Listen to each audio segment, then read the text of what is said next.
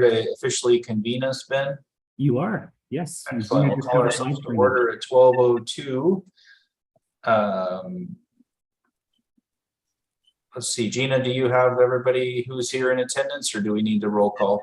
No, I have everyone. Thank you. Excellent. So we'll move on to the February advocacy meeting notes. 6 months ago. Good luck. Fantastic. Any additions or corrections to the notes as presented? Hearing none, we'll consider them to be approved and tee up item number 3, 2023 legislative outlook. So Ben, you want to introduce? Sure. Mark? Yeah, and I actually will probably turn it over to Don. So Great. Don and I have been kind of experimenting with Don working out of the office, this office that I'm in every Wednesday, and it's been really useful to kind of get on the same page. But as to none of your surprise, we spend a fair amount of time talking about what's coming up in the legislative session. And I asked Don if he could give an update, and he said, how about I go get someone that actually works on this every day? So Don secured Mark, and Don, I'll let you kind of tee it up. Sure. Well, Mark Garst is joining us today. Mark is a lobbyist with the League of Oregon Cities, and he specializes in a couple things, I think technology and economic development. Mark has a really strong role with OEDA, or Oregon Economic Development Association. He and our outside lobbyist or legal counsel. So Mark's really active all over the place. Ben, I don't know how long you've been supporting OEDA, Mark, but I sense a long time. So that's right. Ben asked me to give an update. I could probably do a fair amount of it, but if you want to actually learn what the real conversation or person to person, Mark is the person. So Mark, with that, thanks for participating with us today. Sure. Appreciate that, Don. And so just a little bit more about me. I am the League of Oregon Cities lobbyist for tax finance and economic development, and came over to the League in October of 2019. Prior to that, I worked at the Department of Revenue, and I was their government relations manager for local government issues like property tax and you know, a number of other revenue sources that kind of hit local governments. So had a good bit of exposure to the administrative side of a lot of these economic development incentives, certainly, and kind of how to make them function to get the results that you're looking for, but did not have a ton of experience, honestly, in the economic development space. And certainly since coming over to the League, I've been able to get a lot of that experience, and a lot of it's been working with Business Oregon. A lot of it's been working with folks like you all through the OEDA, Oregon Economic Development Association. We have an ex officio board position on there, so I'm technically a member of that board and do a lot of work with their legislative committee. So but first and foremost, always have to represent, you know, the League, and that is my client, and so that means representing cities like the city of Bend, and you know, you all have a contract lobbyist actually, but I work very closely with him, and you know, in representing your interests, and certainly one of those interests is economic development. You know, you talk to city leaders, and anytime they're just gonna, you know, they really want good, long-term, sticky, high-paying jobs for their residents. And so, you know, we're looking at all kinds of different ways to get at that goal. Kind of along that vein, the League's board just last week met, and we solidified our legislative priorities. And I think that there's like 2 of them that might be of interest to folks here. Certainly infrastructure was one of our top key legislative priorities for 2023. And then another one was economic development incentives. And so, like Don said, I was asked to kind of talk through some of what we expect to be seeing here for the 2023 session. And I think that in that space, there's quite a bit of activity that is anticipated. And I'll just kind of run through some things that I think might be, you know, helpful for this group. So first of all, on the League's economic development incentive, I think it really overlaps with what OEDA is trying to do next session. And we have a number of our critical programs that are going to be sunsetting here in the near future. And certainly we want to get those sunsets extended. So the programs that I'm talking about are the Enterprise Zone program, That's the 3 to 5 year property tax break for new property that's qualified property, generally manufacturing, although there are some exceptions. That has a sunset in June 30th of 2025. And you might think, well, why the heck do you need to talk about this in 2023? Well, tax bills have a 91-day effective, like after session, you have to wait 91 days before they become effective. And so if we waited until 2025, it would be too late. There would be a gap on when that sunset extension would actually take place. It wouldn't happen until like October. So we need to talk about it in 2023. And then if we don't get our result we want, we will still have the 24 session, which is the short session, to kind of clean that up. The other enterprise zone program is the long-term rural enterprise zone program. This is the one that goes for up to 10 years in rural areas. That also has a 2025 sunset. And that's another one that we're going to work to get that sunset extended. We're hoping for 10-year extensions on those sunsets. Generally on income tax credits, the state likes to do 6-year extensions, but we think that on property taxes, since these investments take so much time to put together, that it makes sense that we have a little bit more certainty for companies who might be thinking about an investment in Oregon and want to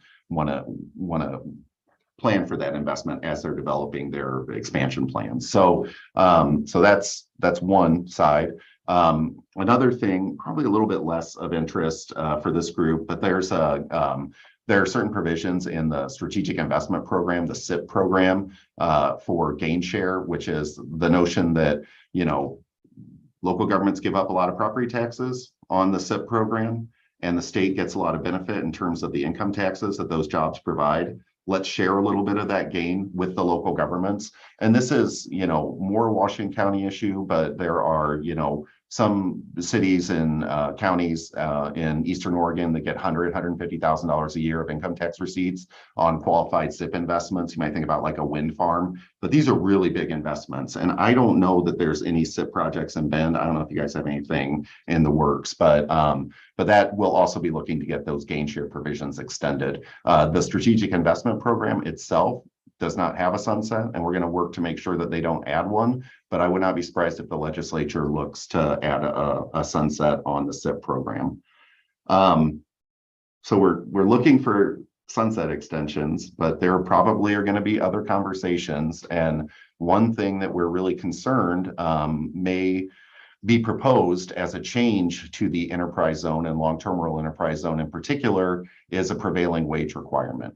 And so for those of you who are familiar with prevailing wage, when government entities do work that triggers, based off certain thresholds and whatnot, we're required to pay prevailing wages on those projects. So you think about road project, infrastructure projects, those don't generally apply to private entities.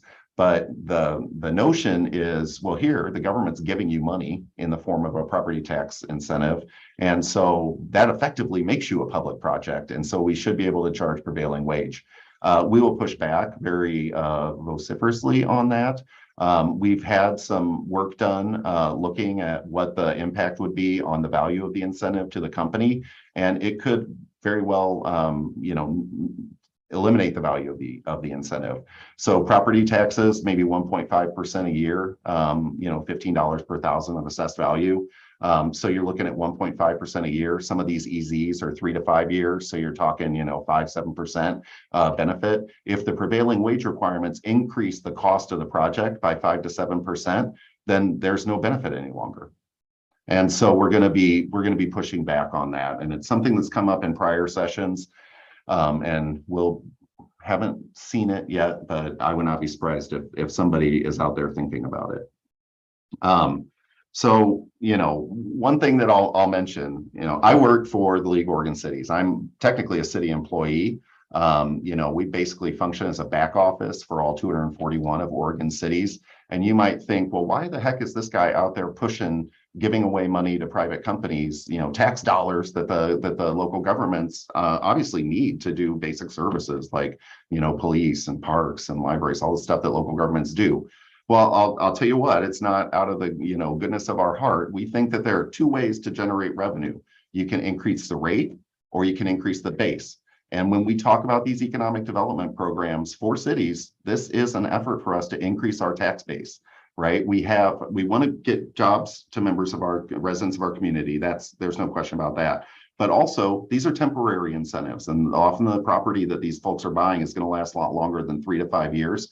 And so after that time, we get to tax it, and it'll increase our tax base. So that it's not all, we have our reasons for wanting to give up some short-term revenue to get benefits over the long term. I would point you guys, and I'll put a link in the chat after this. There was recently a property tax impact study that was done by Business Oregon. If you're out talking to elected officials, if you're talking to your local legislators, you might want to take a look at this thing. It looks at the enterprise zone program, the long-term rural enterprise zone program, and the SIP. And I'll kind of give you the high level on what's in there. We spent a lot of money on these programs. They looked at the 300 companies that are in the program in 2019 and 2020, right? And they looked at all the years that they had been involved in the program. And so this isn't 1 year of numbers. This is, if it's a long-term project, long-term rural, this could be up to 10 years of that tax break. But they looked at all the companies that are in there, and we're giving up $2.5 billion of property taxes for that limited duration exemption. It's a lot of money. We're getting back $550 million in fees, and then considering the taxable portions of those properties, if some of it's taxable.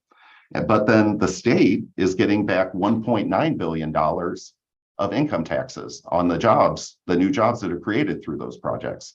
And so that basically makes it break even. But what's not included in that calculation is these companies are paying the corporate activity tax to the state. They're paying corporate excise taxes to the state. And there's a lot of work that happens with the construction. There's, the construction effects on taxes are not included in there either. So these programs are moneymakers. It is a large investment that the state makes, but we get a good return on it. And I'll put the link again in the chat after I'm done here. And you can have that information if you want to use it to talk to any folks that you might be talking to. So that's the sunset issue. Anybody have any questions about that? Okay. I'll just chime in, Mark, and say we don't have a chat function. We had to turn it off because of public records. Okay. When the pandemic started, but I will look up the study and email it out to this group right after. I'll send you the link. I actually have them opened up on my desktop, so I'll shoot you a link right after this so that you can get it out to folks. Thank you. Okay. The next thing was the Semiconductor Competitiveness Task Force has been meeting, and this is the other link that I'll send along. I bet a lot of you folks have been following this more closely than I have, frankly, but on the Oregon Business Plan website, they have their recent report that they put out. This group has been meeting for a good bit of time. There are some federal incentives coming down on semiconductors, and we want Oregon to be able to access some of that money. This is heavy hitters, right? So we had Ron Wyden, Governor Brown, Maria Pope from PGE were kind of the chairs of the committee. And then there's just a long list of folks who have been participating in this.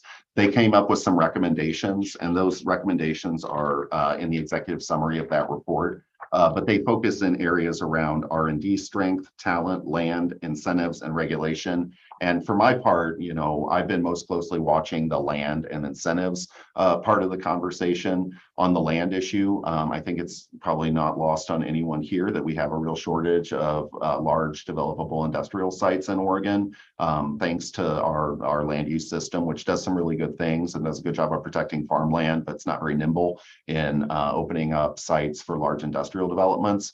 So there are some recommendations that they have around that.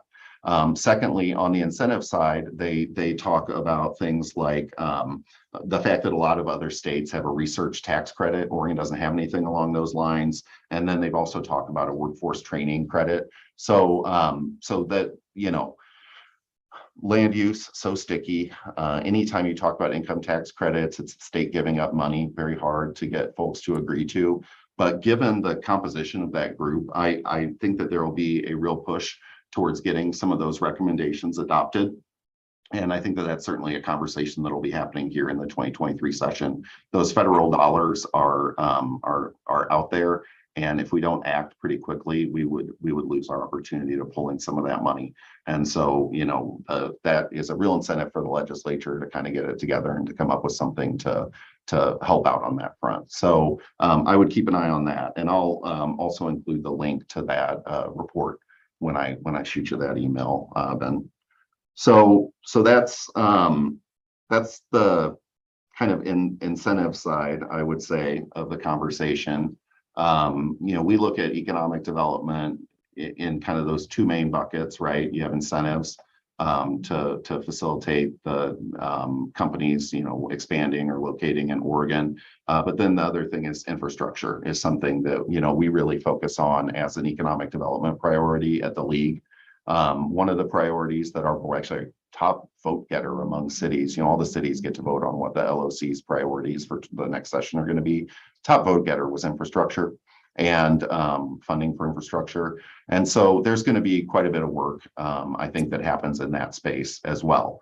The first thing that I would mention is the regionally significant industrial site program. I don't know how familiar you all are with that program, RISIS, but there is a sunset coming up on the one component of the RISIS program. And if I can real briefly describe it, two sides to RISIS, right? There is a RISIS loan fund, which gives a loan to a local government to develop an industrial site, to get that site ready, shovel ready, so that a company can come in and locate there. That loan fund has never been capitalized, and there have been some pretty robust attempts to get that loan fund capitalized. I think that we're probably not going to attempt to do that again, and instead we suspect that Business Oregon is going to be bringing a concept for a patient capital loan fund. And it'll function kind of similarly. It will allow either a government or a private entity to apply for these patient capital loans with really favorable terms, no repayment for like 7 years, in order to develop an industrial site with the long-term goal of then getting jobs and getting those sites developed. So that's one side of RISIS. I think we'll move away from the RISIS loan fund into this patient capital fund instead. Second side of RISIS is that a local government, city, county, or port can apply to get a qualified regionally significant industrial site. They can pay upfront to develop it, maybe with part of those loan funds, maybe with some other funding that they come up with. And then once the jobs roll in, they can get repaid up to $10 million a year out of income tax receipts, the money that's being generated by those jobs and that's going to the state. And so the state gets the sites developed up front and then gets favorable terms to repay that money. It can only be a maximum of $10 million a year.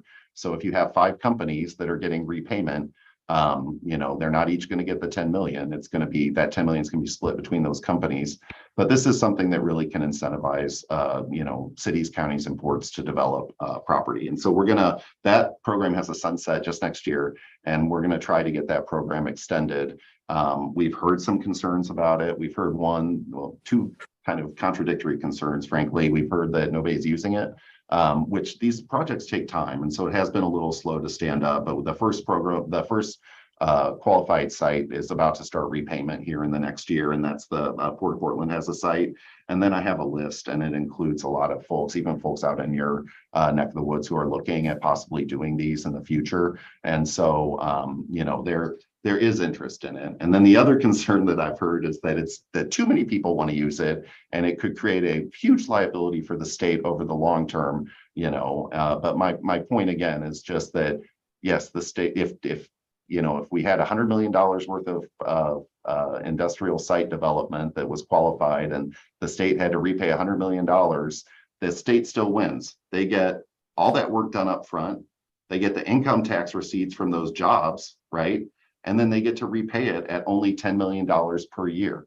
And so I don't see this as a loser for the state, but some people have referred to it as the next Betsy. I don't know how familiar you are with the Betsy program, but it's always the example of a tax benefit that ran amok.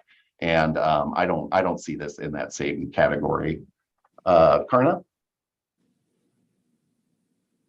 I have a question on the development of the industrial sites. Is there anything that would allow employer housing on those sites for the workers? I mean, that's been one of our biggest problems, is nowhere to house the workers and for these industrial projects. So I didn't know if there was any discussion about that, if it was possible, if something could be written in. I don't know, maybe I'm way out of left field, but I just thought I'd throw it out there. Yeah, I'm not aware of anything that kind of speaks to that specifically. Certainly, we know that workforce housing is a big issue, and I mentioned that our number one priority at the league was infrastructure. Money to get infrastructure development, and part of that is infrastructure for housing, is as a way to incentivize housing development. Cities take a lot of flack for system development charges, which is one of the main mechanisms that we use to pay for new housing. And certainly it'd be great if system development charges could be lower, but for that to happen, that somebody has to pay for that expanded capacity that's necessary to support that new housing. And so if we can get some money, state money, federal money, to help kind of buy down that cost, the thought is that, that would go a ways towards maybe helping out with affordable housing. So we're looking at that issue in a couple different ways, I think, but I am not our housing lobbyist. We have a dedicated lobbyist, Ariel Nelson, on that topic, and she could, if you had questions, I would really encourage you to kind of chat with her. We have a broad housing strategy, and we're going to have some asks around housing next session for sure. And before we get to Wes, I'd just add, Karna, so Senate Bill 8 that passed maybe 1 or 2 sessions ago does give us an avenue to do some limited, essentially rezones of industrial for residential on city-owned industrial land. Something we're kind of exploring at Juniper Ridge, but priority number 1 in Juniper Ridge is kind of getting some of that land turned over into industrial that can actually be built first. But something we can maybe bring up with this group. Lynn McConnell has been talking about it with me here at the city. Another question? So, Mark, when did this program actually go on the books first? And what I remember is all the publicity around the regionally significant properties is it was specifically designed for the Port of Portland, and that it was nearly impossible under the DLCD rules to be able to pull it off in any other community in the whole state. Because I know Redmond took a run at it, and at that time, Nick Lalak was working for him and did their UGB expansion simultaneously, and he couldn't get through the requirements to be able to even get a proposal on the table. So renewing that same piece of legislation seems like not worth it. If it's got so many hurdles in it that that it just can't be accomplished. So if there's possibilities of revisions to actually make it so that it works for any communities outside of the metro area, then I think it has some significance. Otherwise, why bother? Put your energy someplace else into where we can actually have money flowing for infrastructure funding. Okay, and so you're saying that Redmond has completely given up on it at this point? You're muted.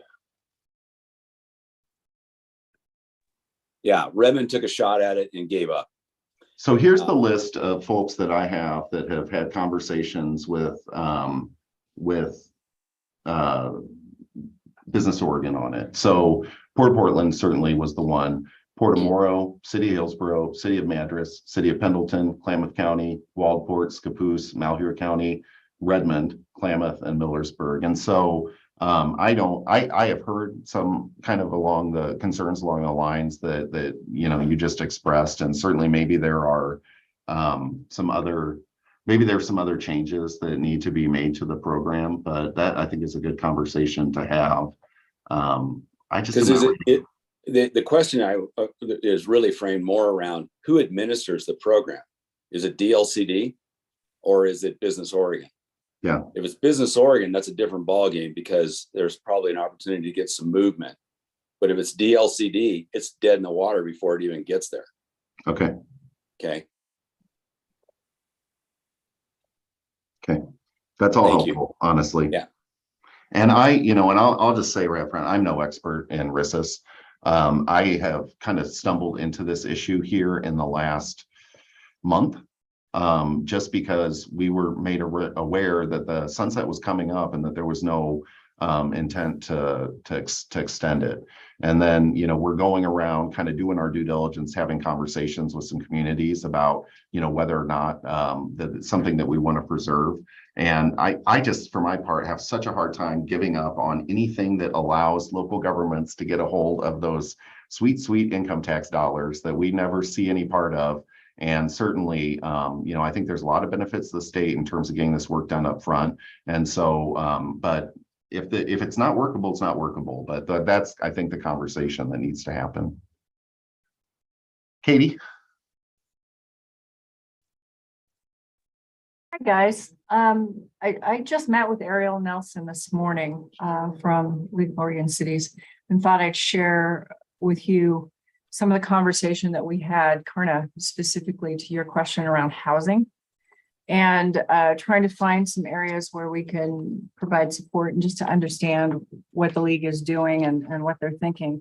And I would say the overall approach really is to redirect funds into more infrastructure so that, to put it bluntly, cities spend more time with the ability and means to build housing rather than the ability and means to do land use.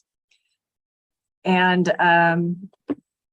to redirect some state funding, again, Mark, to your point, to local municipalities in order to incentivize that infrastructure to happen in order for these housing projects to move forward more quickly. Also, when House Bill 3275 passed the Proud Ground legislation, there's some energy around growing the deed restricted housing in the state, maybe to include state-owned properties, maybe to incentivize private sector investing in deed restricted land for the purpose of moderate income housing. So that's another thing that we're talking to the League of Cities about as well. They're dubious, Karna, to our conversation earlier this week about the SDCs and the hot mess that is that everywhere. But they are hearing from not just Central Oregon, but others, that there needs to be more redirected funds and redirected energy to help support cities in delivering housing rather than trying to implement this layer after layer after layer of new policies to save the climate, to not saying at all that these aren't important, but to have resourced or under-resourced demands on city time is going to be really tough, especially when we just need to start putting houses in the ground. So I think that's going to be a big focus of the league as well. I suggest that they take all that money they gave to DLCD and turn it around and give it to the cities. That's my idea. Karna, Defund DLCD. My cheerleading.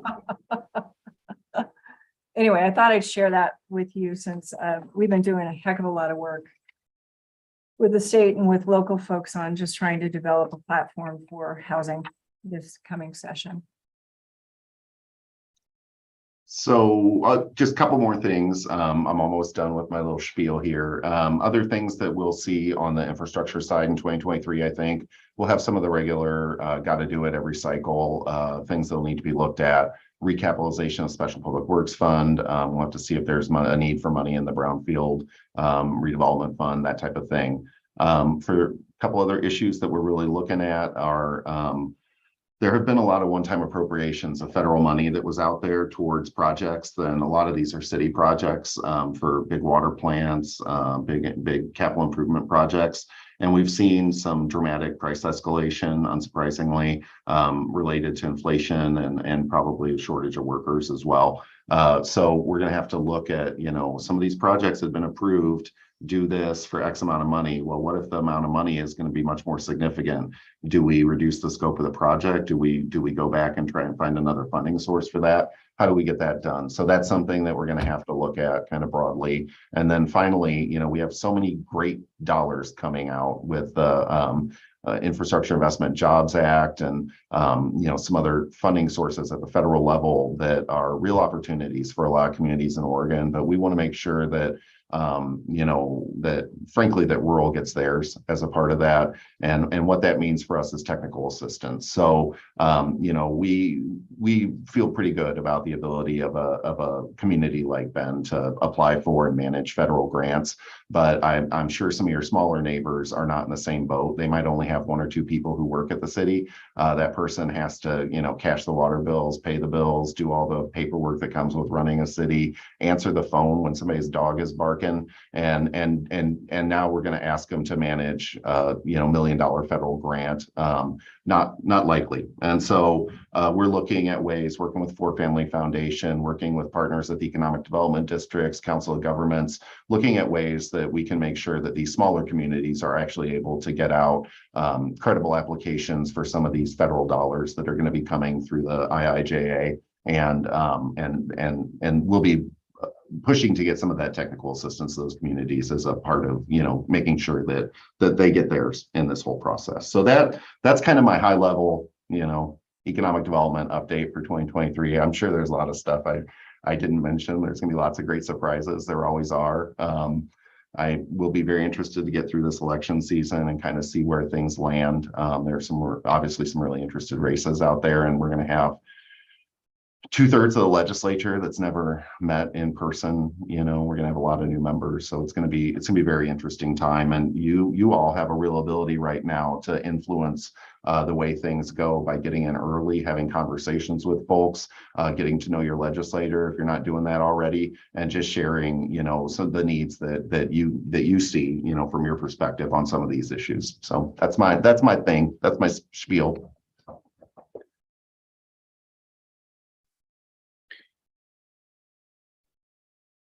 Thanks, Mark. Appreciate you coming. Yeah, thank you, Mark. Any other questions for Mark before we venture on? Well, good luck this session, Mark. I'm sure it will keep you very busy and lots of sleepless nights. I'm sure. Really appreciate your time and appreciate the work that you all are doing. And my contact information is all available on, you probably have my email from the invite, but my contact information is all available on the League's website if you never want to reach out about something. And I'm going to be thinking about the RISIS conversation that we had here and kind of trying to run that down a little bit. So I definitely got something out of this as well. Appreciate it, guys. Thank you, Mark. Yep. So next item on the agenda is the home energy score. And Tyler, I think you're going to lead that discussion for us. Sure. Yeah, well, thanks, Kevin. Good afternoon, everyone. Thanks for the opportunity to share a little bit about the home energy score and our perspective, just as an introduction for those of you I don't know or haven't seen either personally or electronically in a while. My name is Tyler Neese. I'm the Government Affairs Director with the Central Oregon Association of Realtors. And this is an issue that has been really on our radar for some time. I can give a little background, talk about the proposal that's currently being considered by the city's Environment and Climate Committee, and then is going to be going as a recommendation to council. Just to, I guess, kind of start at the beginning, I've been with COAR since about 2016, and this is one of the first issues that I worked on was actually the Climate Action Plan.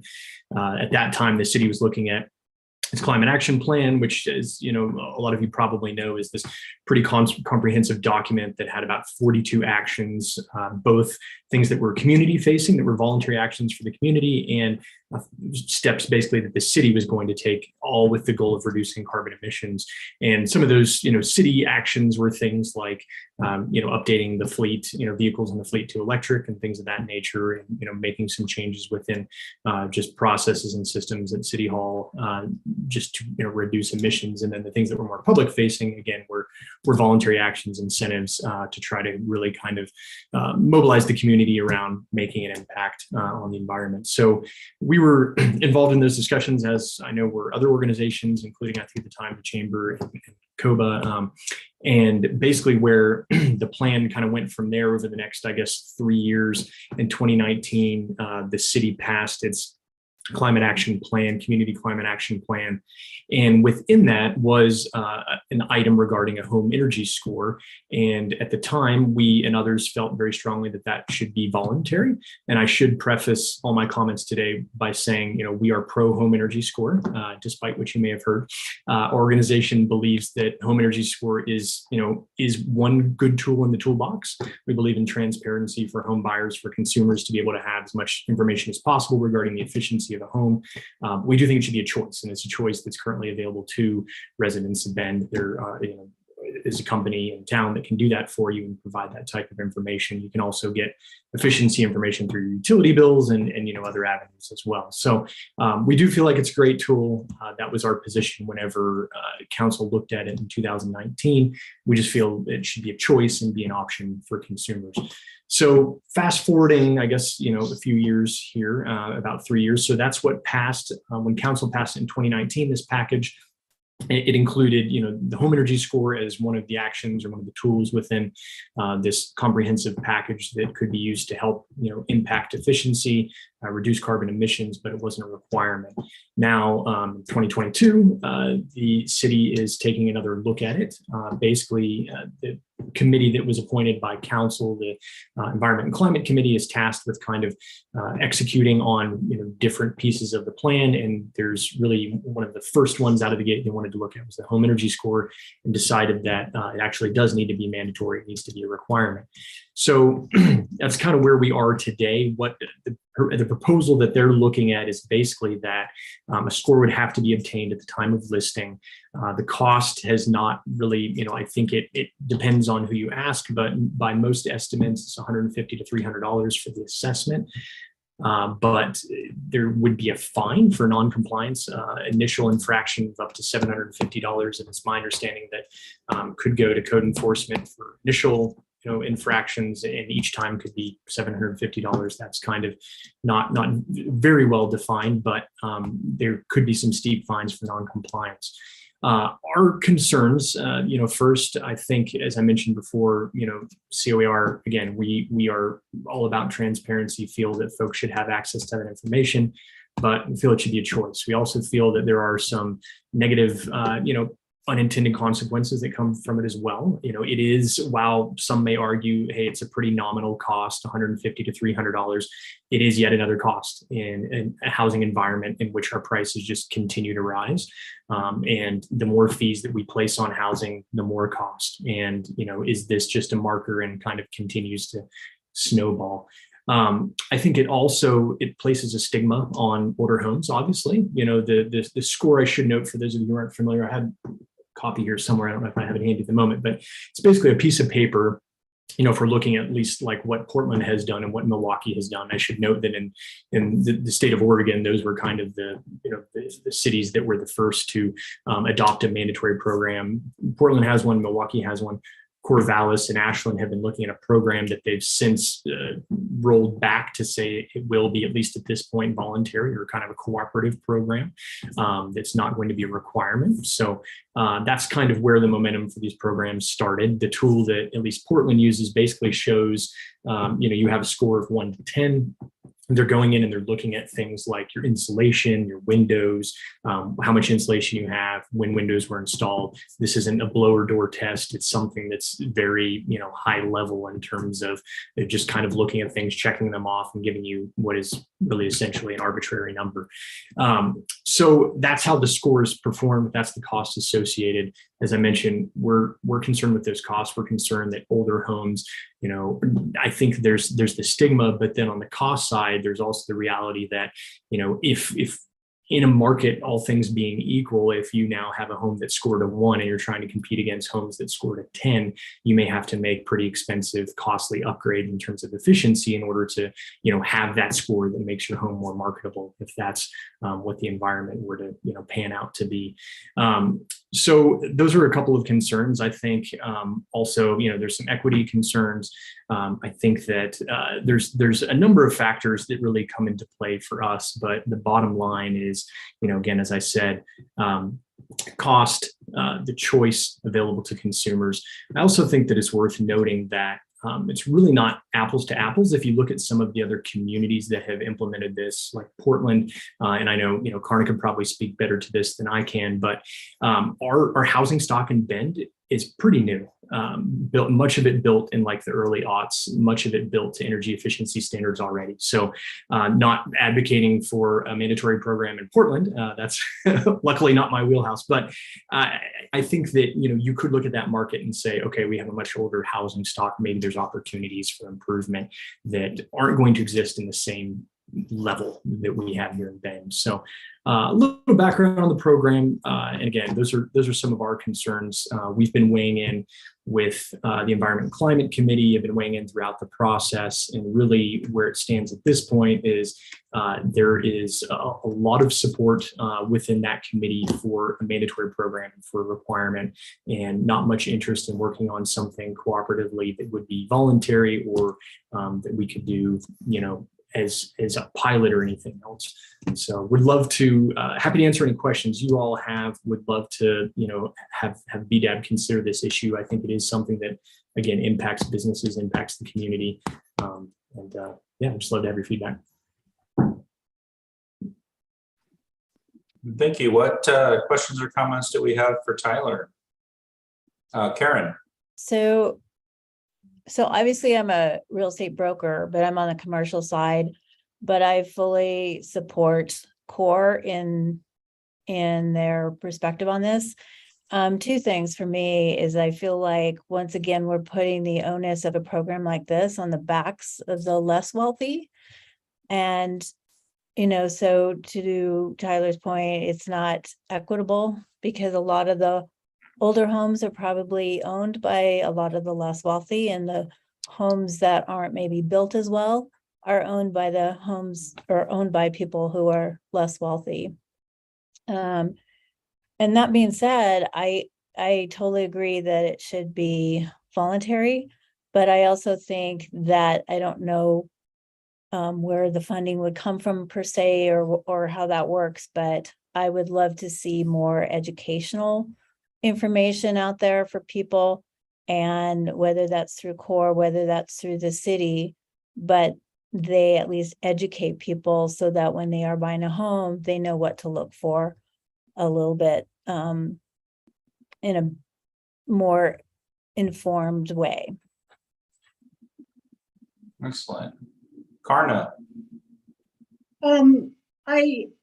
The concerns that I've heard raised, and apparently the listening session they had not long ago, although I didn't go, there was quite a few, even from the environmental community, of an equity argument against it, like Karen mentioned and Tyler mentioned. So I think there is a huge concern. There's also a concern about the number of providers. I think somebody said there might be only one in Bend right now that can do it. And how long would you have to wait? The timing of it, and closing, and interest rates, and all kinds of other stuff that can be involved in it. I also understand that what is being proposed is something based on some sort of federal system, and that the committee that's looking at this is not being very willing to listen to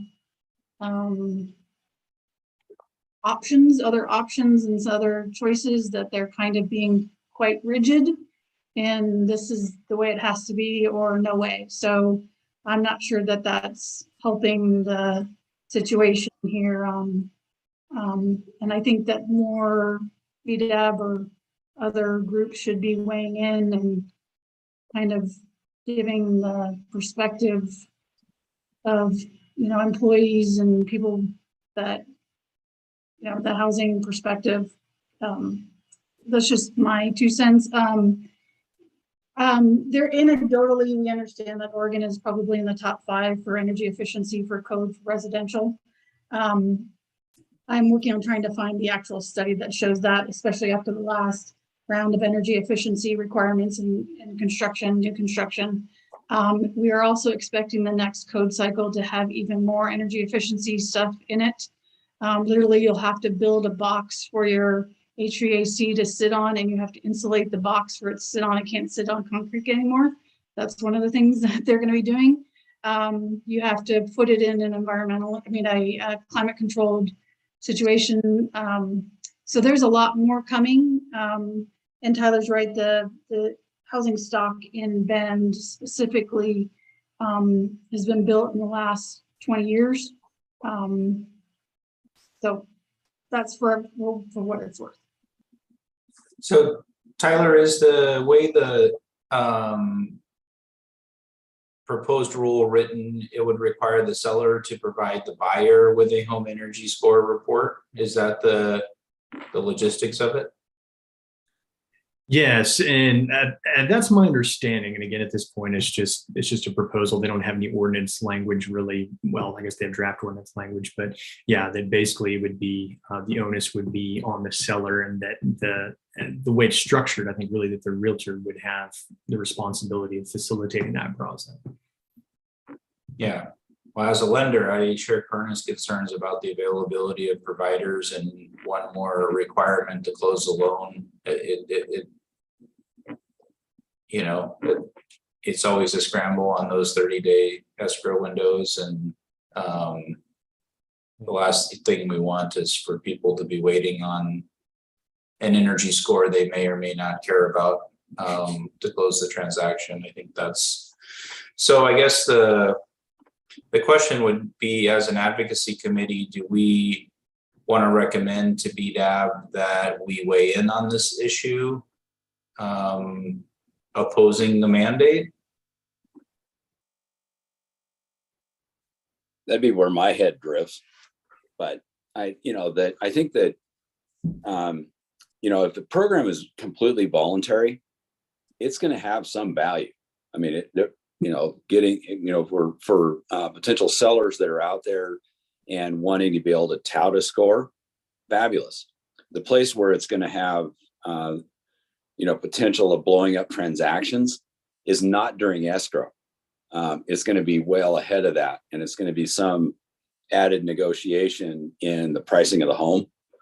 And I think that's, I don't know if that's an intended consequence or an unintended consequence of the agenda to have the score mandatory.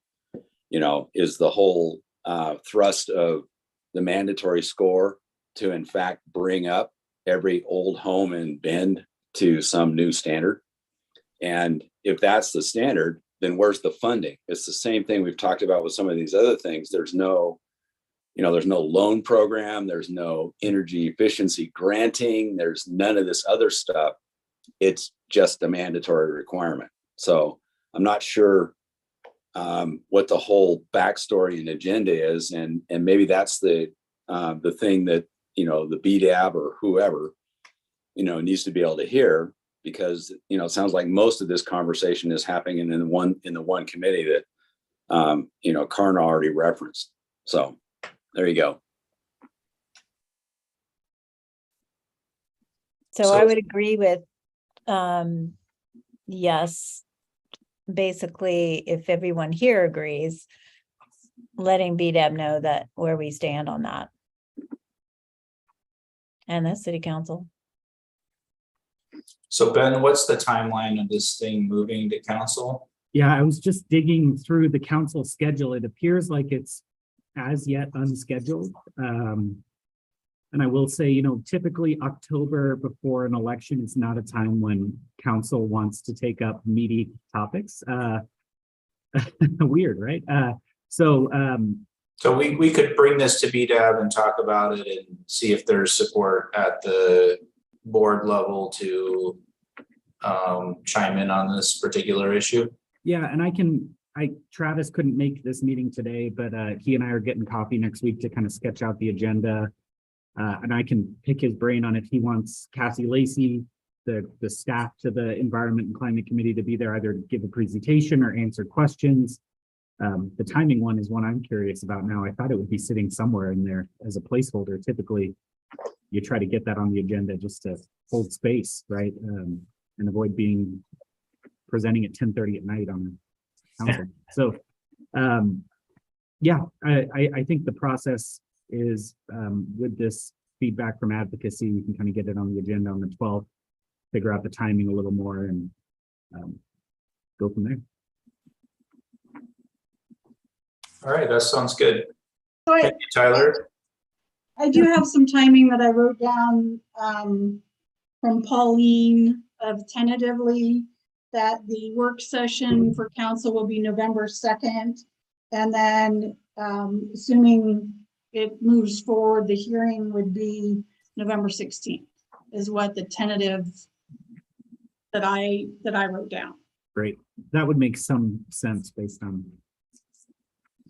So Tyler, is there support across the realtor community to oppose this and mobilize? Are you guys going to be engaging in that kind of an effort? Yeah, we've, great question, Kevin. We've done surveys of our members on this particular issue. In the past, as many as 95% opposed a mandate. Most recently, we did it, I think we were about 77, 78% opposed it. So yeah, we have pretty strong opposition within our organization. So yes, we've been weighing in, and our plan is to continue to do that and, engage both our members and the community moving forward on it. Great. Yeah, thank you all for the time. Appreciate the opportunity to share a little bit of our perspective. Thanks, Alex. Very good. Our next agenda item is round table, upcoming topics, and what are you hearing in the world? Ben, you want to tee us up with what you're looking for here? Yeah, just any feedback on items you'd like to see. I think that there are some kind of looming discussions internally that I think this group will have an interest in, and certainly BDAB will, around changes to permitting fees. That's one that I've kind of got a placeholder for, I think, October and November, really. BDAB getting a few bites at the apple on that. But if there are other items out there, we wanted to have Colin Stevens come and present on the permitting metrics that we've released. Like I said, had to push that to September 12th.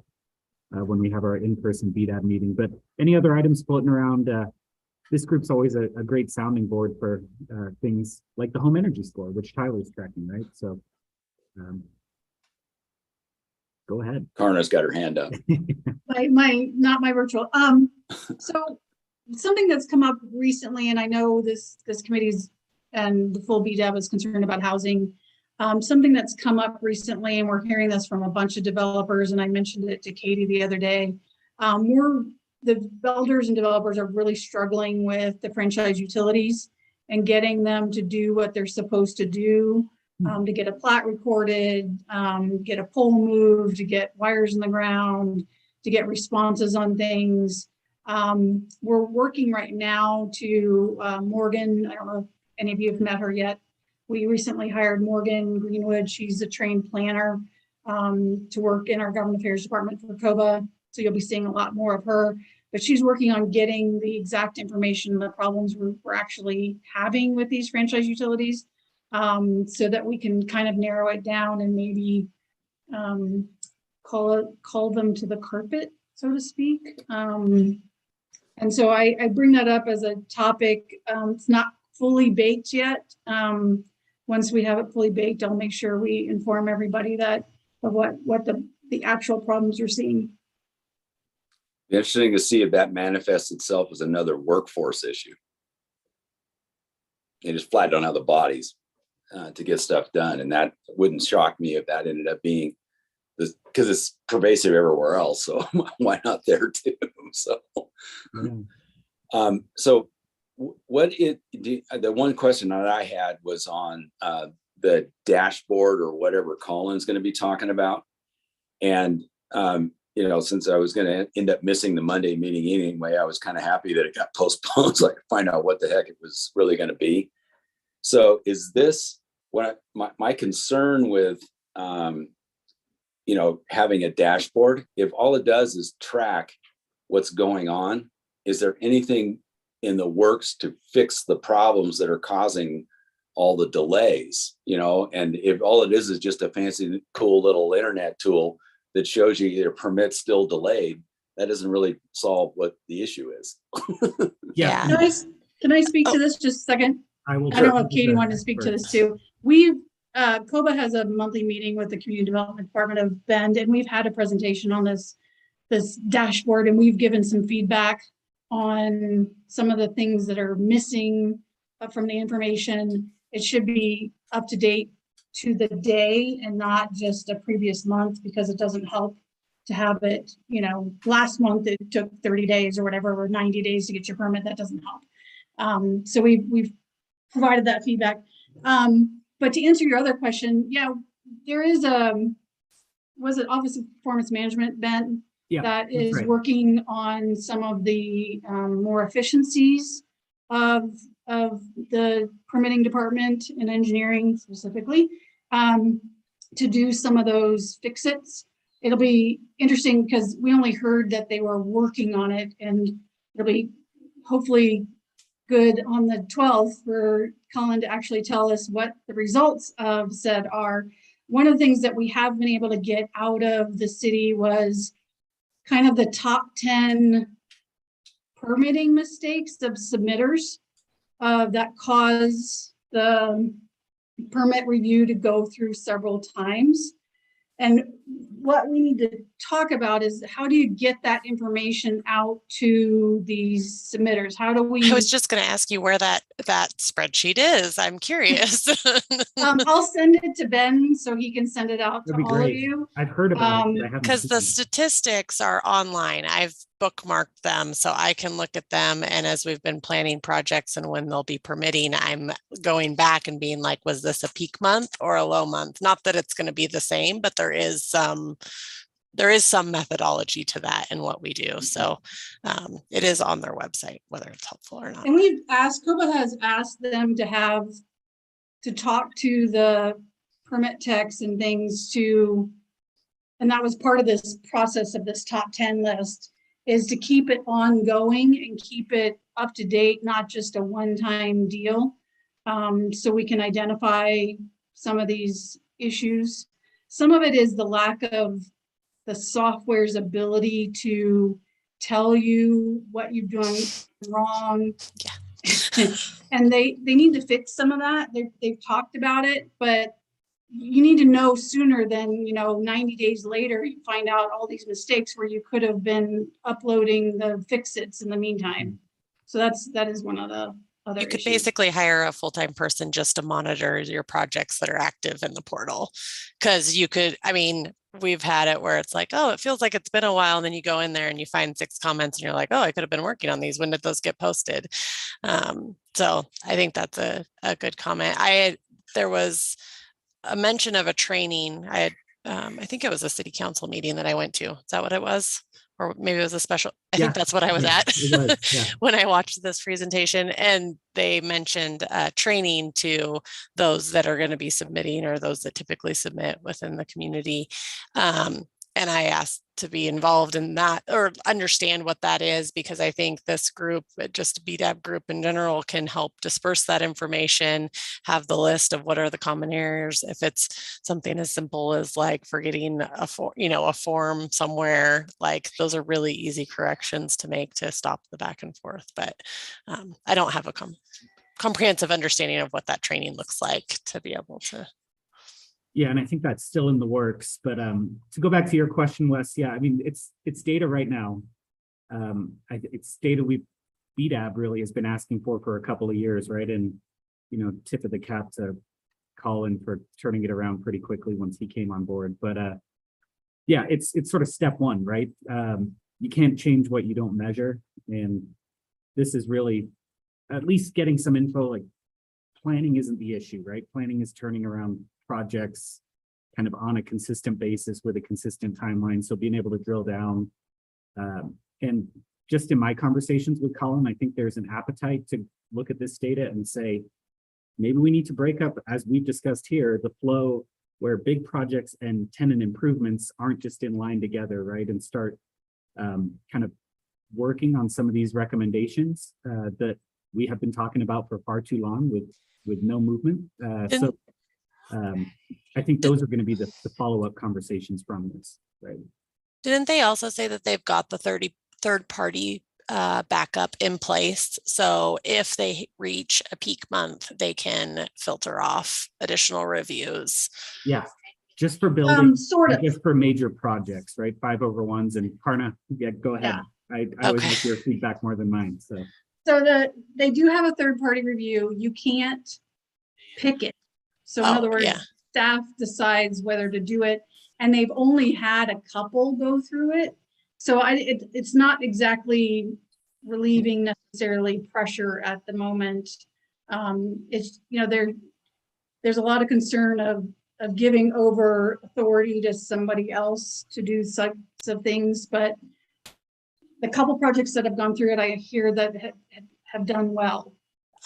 My husband was on one of them and he was surprised by some of the comments, but they were thorough. So, I mean, that's what you want. It delayed his project a little bit, but it happened. It was good. The other thing that they mentioned was just being like at the end of this quarter, well, we're theoretically there, I think. It was going to be fully staffed. Is that true? We're getting pretty, if we aren't there, we're starting to get close. Okay. Yeah, Colin will talk to that too. 'Cause, Okay. I mean, I think these metrics also tie into the discussion we're going to have in October and around permitting fees, right? I had no surprise there. The general trend is that they're going up because things are more expensive, right? But yeah, Colin's going to kind of tee that up. It's going to be a bigger discussion than just, hey, here are some fees going up. I think we're going to get pretty in the weeds on it. So I think probably what we're all saying is just some accountability. I think there's been a lot of things discussed and there's a long list of items, but then we've gotten one. It took several years to get. How do we make sure that these other things don't take several years to get?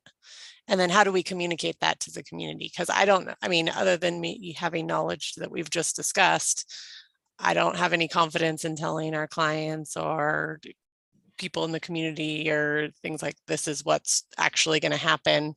I am using the stats for current projects, so I'll let you know in about 4 months if that was how it played out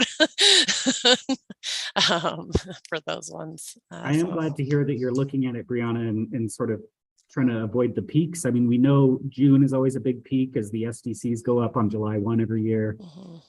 So folks try to get their permits in, but I will say to staff, like, can we start shifting the load, right? February may be better than March to submit. Yeah. So I think that's true for some projects. These two that I'm tracking happen to be affordable housing projects. There is no option on when we submit. We just have to be prepared and hope for the best. And so it's how I'm building the schedule, but there is funding requirements that will expire if we don't submit and maintain the schedule. So the ability to submit it early, I mean, we're doing affordable housing, full building sets and 5 months. We can't shave design time off of that.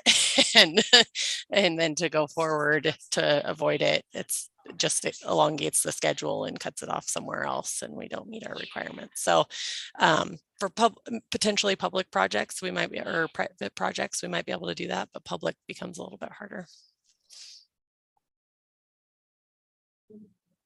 Great. Well, that's a lot of stuff to consider. And as always, we're going to keep talking about permitting. Katie, I saw you unmuted if you had something. Yeah, I've heard rumors that city is considering a bond measure for housing. And I know that that's really in the background and just in a very formative stage, but it would be really interesting to have some sort of discussion about that at the appropriate time about exactly, what the city wants to accomplish macro to weigh in on it. Sure. Yeah. I mean, I've heard the same rumors, right? I don't think there's been any public kind of policymaker discussion, but certainly interest. Other cities have done bond measures focused on affordable housing and yeah. And I think this group, BDAP, can weigh in on some really good insights as to what shape that might look like. Sure. As part of some of the very, very initial discussions. Yeah, I think some have been successful and some have been kind of messy, right, in other cities. So, yep, kind of being generous. That reminded me of two of others. There's the OSU district that Kelly Sparks had talked about, and I know she's leaving, but just how that evolves over time, I'm sure is somewhere. And the other one was the connection to the Bend Central District that the city was looking at. So I know they were looking for bond dollars for that. Just that could be as quick as just an update on where it is, because I think it's pretty well developed. But Sure. And I think there's a work session coming in September with council around those connections. So there's three, right? Franklin, Greenwood, Hawthorne River Crossing, and some of it hinges on, do we want to go and pursue federal dollars for that Hawthorne crossing and kind of go after the lower hanging fruit? Yeah, and on the Innovation District, I think the next kind of trigger for a discussion at BDAB is they have to amend their master plan to kind of start this moving forward. That certainly seems like something BDAB could weigh into council on when it comes before them. So we'd have a discussion, kind of what is the nature of the amendment, and then BDAB could provide feedback, kind of more contextual for planning commission and council as it goes through. Yeah, I sit on the steering committee for the Innovation District, and you're right. There will be some modifications to the master plan. A lot of that has to do with the ability to have light industrial, so wet rooms for bio, that sort of thing.